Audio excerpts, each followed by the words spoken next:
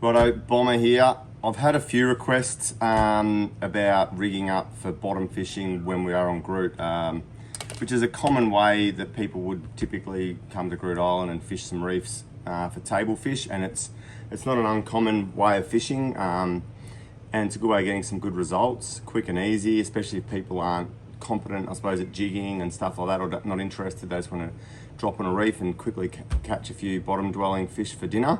And nothing wrong with a good feed of red emperor or nanagai. So what I'm going to do is just quickly go over just a couple little things that I do to rig up for bottom fishing, because I do maybe a little bit different to what you'd typically do in different parts of Australia or around the world, and what I've sort of found that works pretty well on Groote Eylandt, because we do have an issue with sharks from time to time. So just something I'll show you. So next week, I've got a few mates coming up, and I've got some rods rigged up, ready to go, just for the guys that are coming up. So I typically, around here, run a 10,000 size reel, so that's a 10,000 Stratic on quite a short rod. You can see that these rods are only like 6 foot long, or the Saragossa. Look, you can do no wrong, honestly. A Saragossa, that is bulletproof. 10,000, I think every single household on Groote Eylandt owns these reels, because they're just indestructible, really. And like I would always say, if you got the money and you love your fishing and you want something for life, grab a Stella. You might as well just invest in something for a long time. Now I've got these two rods are rigged up from a previous trip, and they're all good to go for our next mission. I'll just quickly explain this rig I've already got set up. So I've just got 50-pound braid, run 50-pound braid on all of these. Now I've got an FG knot there. You don't have to use an FG knot. You can use an Albright. If you really want to, you could use a swivel. I just like to leave the terminal tackle out, because this doesn't spin that much that you can't just get away with tying like an FG knot like that. Now, as you can see there, the leader is quite long. So that leader is, I'd say, about 1.5 meters long. Now, there's a couple of reasons why I would have it that long. And here's one I prepared earlier that is similar, except I've tied nothing on the rig here for this rod, because when we go out next week, when these guys turn up, as I sort of went over in a previous video, we'll probably use a mackerel lure just to get out to a couple of shoals. Tie that mackerel lure there, which is already rigged up with wire, good to go, and just tie it straight onto the end of this leader. And because the leader's quite long, you shouldn't get sharked or mackereled. You'd only lose a little bit of that leader. We can troll that around, have a look on the bottom while we're trolling, catch a couple of mackerel, which then we can just chop up and use for bait. And then we can then convert this rig here, and while I've got you, that there is a little trick. If you have your line and you want to stow it away and you don't want to tie it on, this is getting a little bit off track, but I might as well just run through it now. You just get the mono leader you have, put it against the braid, wind it towards the rod tip about 5 or 6 times, and then just pull it back down towards the reel. Just do up the reel a little bit, or just spin that, and that puts enough pressure on that then can get stowed away. And then when you get to your location, you can use this for barra, whatever you want to do. Just flick that up and that pops off. So just 5 or 6 times up the main braid, so you don't have to have lures. I don't like traveling with lures on rods and having them all banging around and smashing into on here as well onto the rod and destroying the rod or any of the guides or the reel. So just leave it like stowed like that, and that's all good to go. Now, on the other hand, the end result of how that would get rigged up is, this is the same leader that goes through. I've used 130-pound leader here. That's a figure 8 knot on the bottom and a little dropper knot, just not too far off the bottom.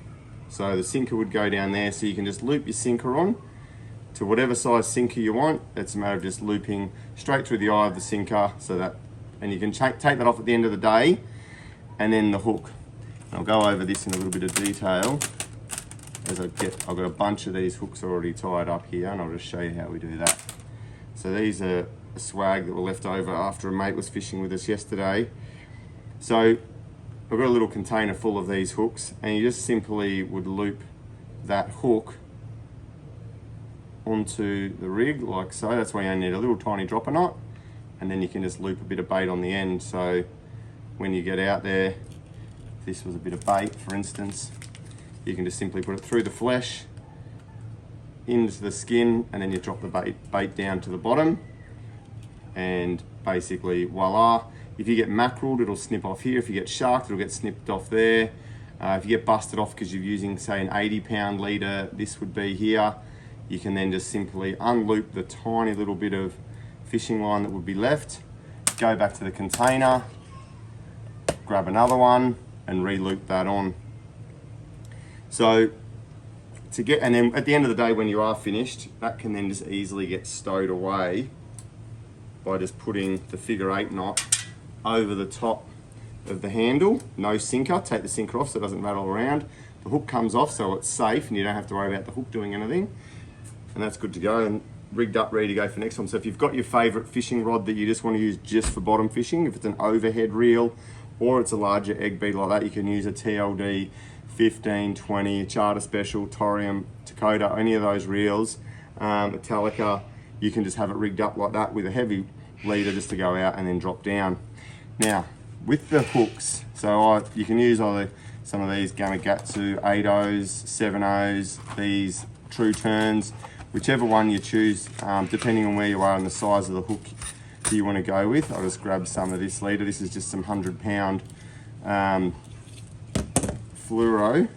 So I would just simply, I'd like to, the night before or previously, just make a swag of these, and I might just be sitting at home with a few mates getting into the process, if they can tie knots, that is. Otherwise, just do it yourself, and those people know. But you have a go and just learn how to do it. It is pretty handy to know how to do this. So I'll just do a uni knot there. You could use a blood knot if the line was lighter and you're down south, you wanted to use something a bit smaller. Just use a uni knot there, so just go through about 4 or 5 times. Just pull that up. Wet that. Now I'll just usually make sure that knot clinches up pretty good. Now, I've got a little clip down here that I use, and I just clip that onto there. You can put a screw, a bit of rope, whatever. Heave on that, make sure that locks up nicely, perfect. Then we do the figure 8 knot. So that's just a loop knot which has got great strength lengthways, not off to the side. You don't do a dropper knot, which I'll show you in a second. Don't use a figure 8 knot, it's got no strength in it. So you just loop the line like so, go around, and then back through, like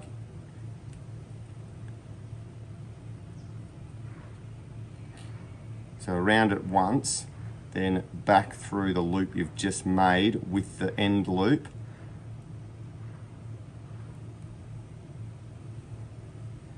Now, I delicately sort of try to make that loop as small as I can, or fairly short.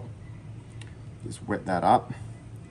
Then, because I've already got that knot there pretty tight, I'm happy with that. I just usually grab the hook like so. And again, you can go back down to here, put your finger in the loop, heave that up. That's all good. Just trim up the ends a little bit like so. That's done. And then it's just a matter of going through and doing a whole packet and another packet and carry on like that, because what you'll find is if you just got a swag of those all made up in a bucket or a container, it's just going to make life a hell of a lot easier if you're getting snipped off, mackerel, sharks, barracuda, or you just get busted off on a massive fish, because it does happen now and then if people lock up or they take you into the reef and then you get it back and you're just missing that bit. That's why I run the leader fairly long as well, as you can see here, because if this does end up worst case scenario, if the shark is massive or you get a big eruption of sharks on your line, if that gets damaged, there's enough leader left there to tie another figure 8 knot right here, and then do another loop knot, drop a knot right here, so that we can then just keep fishing and I don't have to go through the punish of putting another FG knot together up the top there. That dropper knot, now, I'm hoping this is coming up all right at home. Now, dropper knot, typically, I used to use it when we go surf fishing for salmon and stuff down south. You do like get a loop like so. Used to even do twisted ones where you'd twist the line together. Oh, this is getting a bit complicated. You'd twist it together so it would stay more rigid, and then you would typically have the dropper knot, and then you do a series of loops around the bottom, which would create a little hole that you then take the tag end through, which is the dropper. Now that's a strong knot off the side, right? And then because it used to be twisted like that,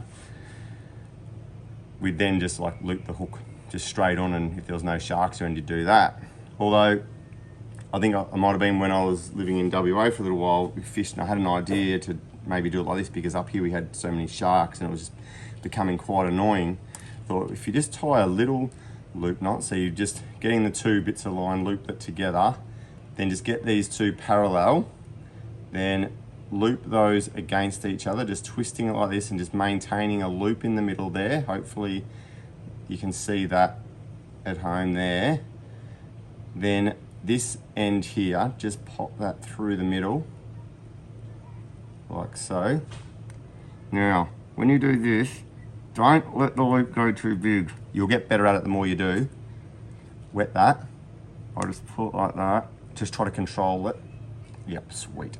So there you go. So you end up having a little dropper knot like that. So this is 100 pound, and you could use it. I wouldn't. I prefer to go something pretty heavy. They're not, the fish aren't really that fussy.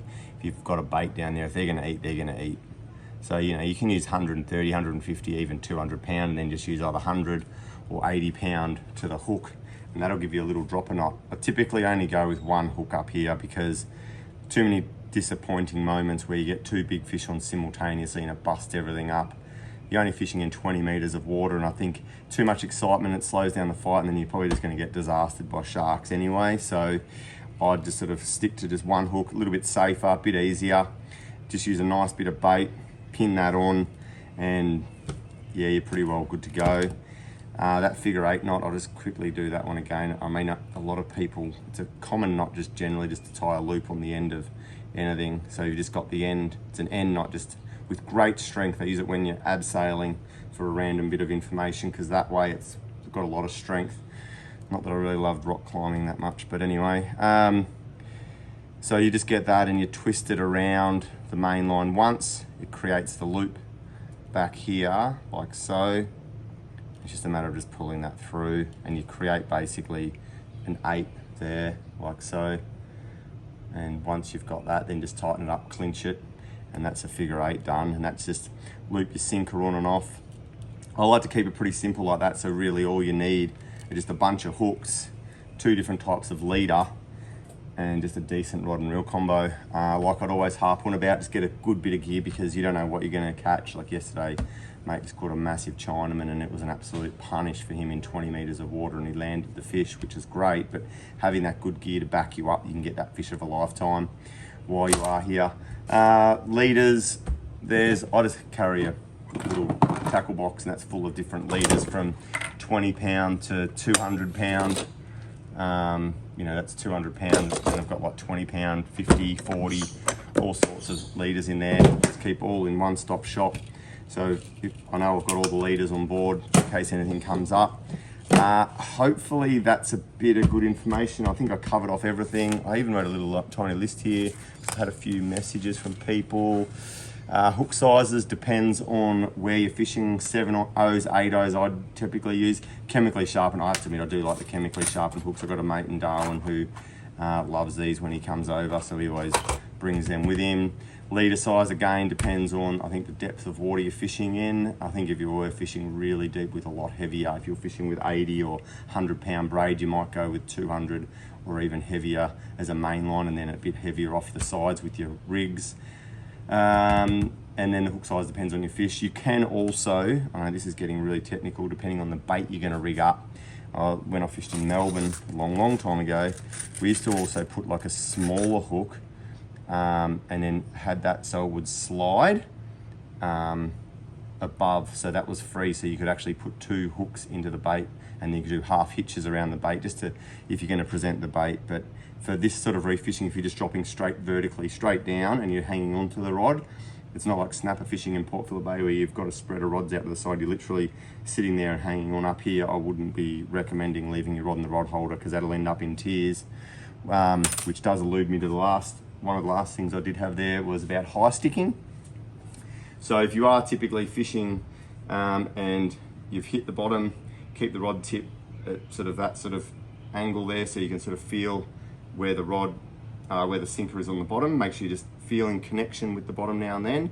You don't have to keep lifting it up and down, just make sure you've got it. And then I'll typically move my rod up and down as the boat might move if we're in a swell, until you get that bite. And when you get the, you'll feel when you get the peckers, they'll be in there going like that, just at you, and you feel like, and you're like crap, trying to jag one of them and you don't get them. Then you get a better fish and it'll just be a real thud. It'll be dunk, dunk, or else the rod will just buckle and you're on. Once you feel that weight, then you lift the rod hard. Don't wind, just crank the rod straight up, whack him, see if you've hooked him, and then you get into pump and wind.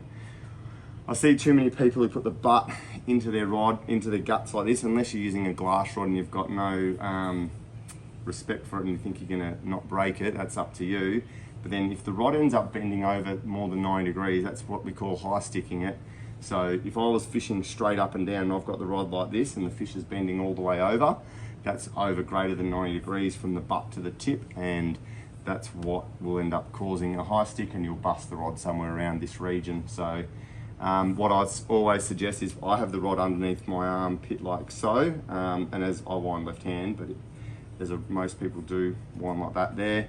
I would typically get into the process of light and that and pump and wind and get into a good rhythm of lifting that fish and make sure you got the drag tightened up before you head out.